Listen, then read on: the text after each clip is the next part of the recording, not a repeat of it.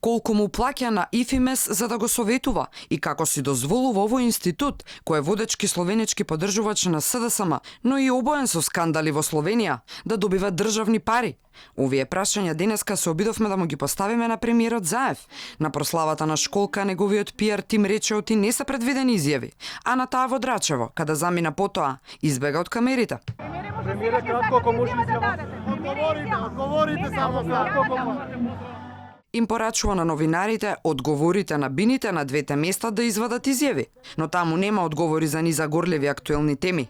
Инако како што вчера објави Алфа, ИФИМЕС е познат на јавноста по отворените лобирања преку анкети, трибини и други начини за Заев и СДСМ пред да дојдат на власт, но и потоа.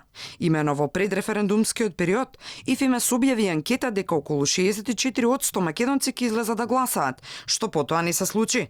Заев, но и шефот на државата Пендаровски беа учесници на конференциите на институтот, одржани изминатите месеци во Словенија. Но тоа не е се. Имено во 2016 година, еден од првите луѓе на ИФИМЕС, Зијад Бекировиќ, е обвинет од словеничките медиуми дека добил 10.000 евра од градот Копар за фиктивни консултантски договори, за кои постои силен сомнеж дека се работи за испумпување пари од сметките на градот Копар, кои потоа се делеле со градоначалникот.